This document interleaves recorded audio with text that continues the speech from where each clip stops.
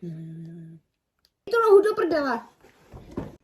Takže ahoj, dneska jsem tu s mojí mladší ségrou a dneska tu budeme mít Kdo by spíš. Vůbec jsem to od někoho neokopírovala. Vůbec. Nevadí, ale můžeme jít na to. Kdo by spíš snědl pavouka? Tak já už mám jasno. Já taky. Já taky. Já jsem posledná za všema Jo, on tam, že za gaučem se schoval, ne? A že úplně, jaj, tady je pavouk. 2 tu jsou. A já že... Kdo by spíš se vyspal s učitelem? Nikdo. Nikdo. Kdo by spíš smazal všechny sociální sítě? Já aspoň s něčem se to schovám. Kdo by spíš vydržel týden bez mobilu? Ani hovno, abych nevydržela do píči, jako.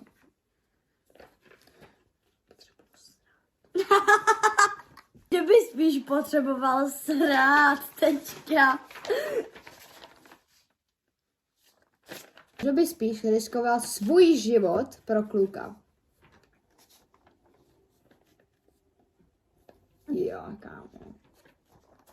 Nebych neriskovala ani kámočky pro kluka. Kámo, ty to neví, kdo by spíš, ale komu se teď někdo líbí? Líbí se ti někdo?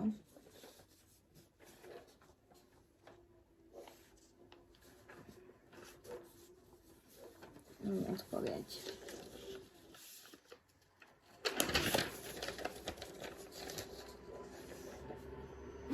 Počkej, to je nějaký jméno. Fuj!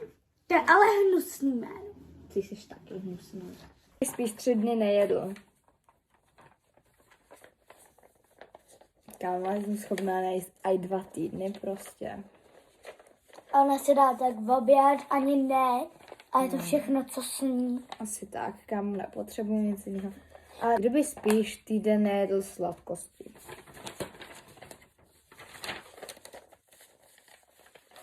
Kámo, to nevydržím, kurva.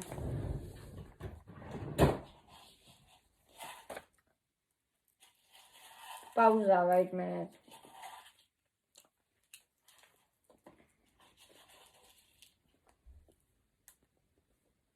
Zapíš si.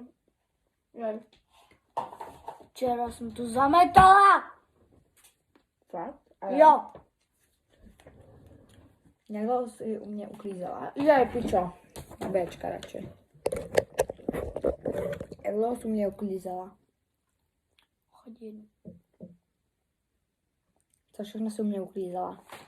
Tamto hromádku Mhm. zametala. Kámo, a pak já nevidím, kurva, protože ty mi tady skládáš bundy, ne? A potom mám to na posteli, tam tu hromádku, co tam. A já, Kristýno, co děláš, kurva? Bo ona mě zbudila. Víš, jak dlouho mi, kurva, bude trvat to se stříhat. Tak fajn, a až to se stříháš, tak parodie. Ne, potom dáme otázky na nás.